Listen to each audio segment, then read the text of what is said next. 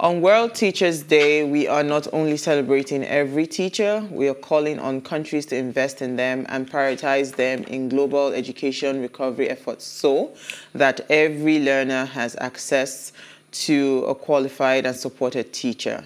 Let's stand with our teachers. World Teachers Day is held annually on the 5th of October to celebrate all teachers around the globe. It commemorates the anniversary of the adoption of the 1966 ILO or UNESCO recommendation concerning the status of teachers, which sets benchmark regarding the rights and responsibilities of teachers and standards for their initial preparation and further education, recruitment, employment, and teaching and learning conditions. Now, the recommendation concerning the status of higher education teachers personnel was adopted in 1997 to complement the 1966 recommendation by covering teaching personnel in higher education. So World Teachers Day has been celebrated since 1994.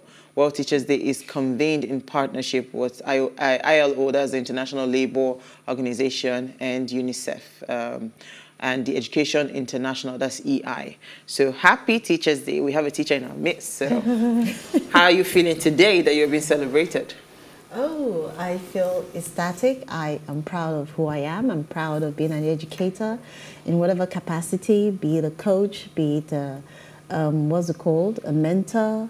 The fact is I'm a teacher, and that gives me a lot of joy, impacting lives. Absolutely. Happy Teachers Day. Happy Teachers Day. I think we're all teachers. Why in a way. boring Once you're tonight? educating, once you're informing. The vibe is coming from there. We need her to step up the vibration, and then it just catches Once on you're the rest. informing. There's no vibration coming this night. Please, just try. You know, the technical. Yeah. All right, so who do we start with? Let me go with Isi, I think. Yeah, she's the teacher in the house. Your story links with I think it was, who is taking Facebook? You. Okay. So after Isi Milola, you go. Okay. Okay, so my story, look, we all knew that yesterday was the vibe for me anyway. I don't know about others. I had that zone. I was in that zone where I didn't have to think bother about what's happening on social media, what's happening on Facebook, what's happening on WhatsApp. In fact, it was tabula rasa, clear as a slate. It was wonderful. So with that, we know what happened yesterday. There was nothing happening for close to about 7 hours or so. About 5 or 7 hours, yeah. From about 5 o'clock. From 5 o'clock till about 10, 11. 10, 11-ish, yeah. Exactly. So it was bliss, and but not bliss. Bliss for you, not bliss for a lot of people. Not for some people, because I heard he lost some monies to that few minutes or few hours that he was not on.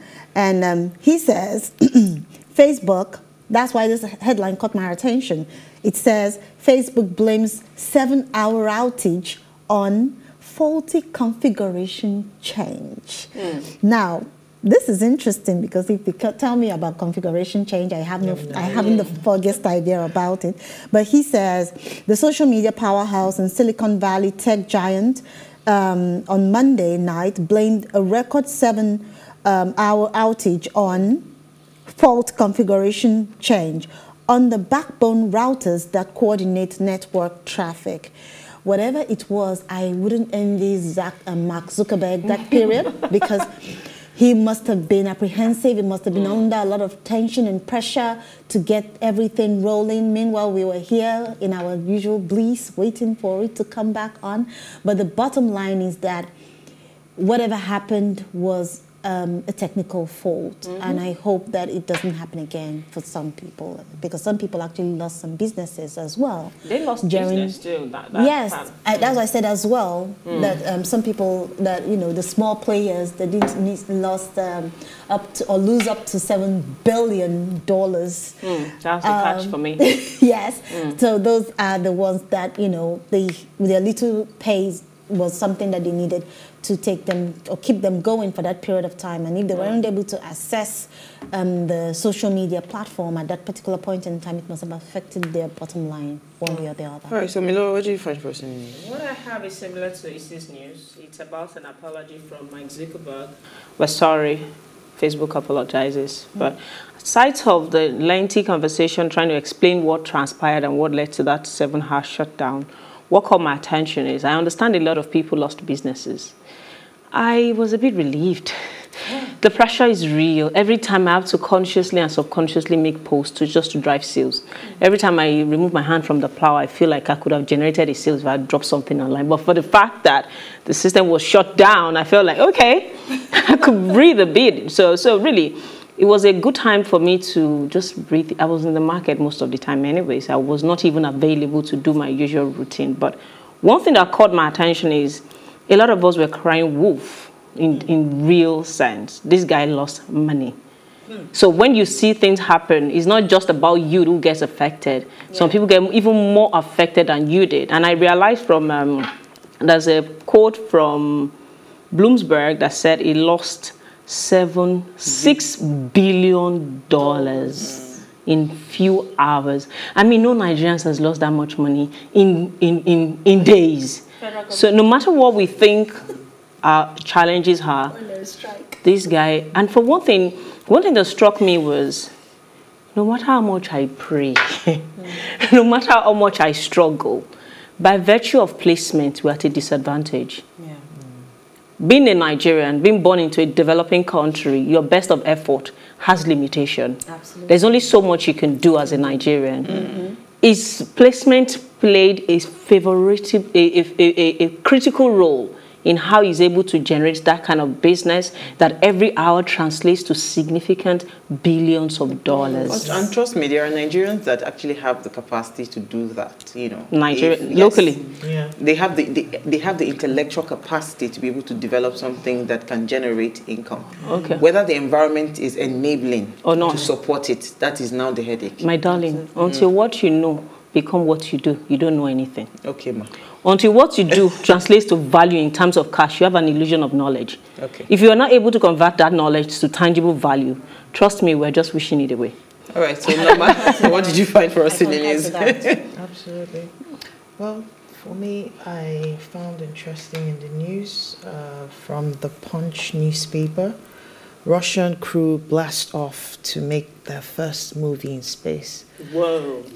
Yes. When I saw it, I was like, okay, some people are still doing something in spite of all of the bad news that is everywhere, you know. So crew members, cosmonaut Antoine Shaplerov, sorry, I completely murdered that. Russian names are not my favorite. But actress Yulia Perosid and a film director Kim Shipenko were part of the crew that went on the MS-19 spacecraft blasting off to the ISS from the launch pad at the Russian leased craft, right? So this crew with the director, the actress, all of them went to space on Tuesday in a historic bid to best the United States to film the first movie in the orbit, right?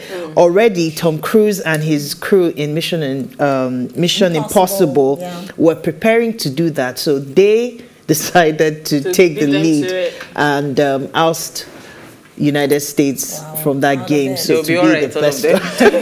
I guess when things are working well, some things are not your problem. Like there's just some things that you're looking to achieve and solve problems on a higher level. Yeah. All right. Southeast Governor Condemn IPOB sit at home. And they're also silent on Nnamdi Kanu's, what's it called? Whatever plight that the man is going through. So the Southeast governors and traditional rulers condemned the proscribed indigenous people of Biafra over the Monday sit-at-home order that has crippled and affected the socio-economic activities of the zone.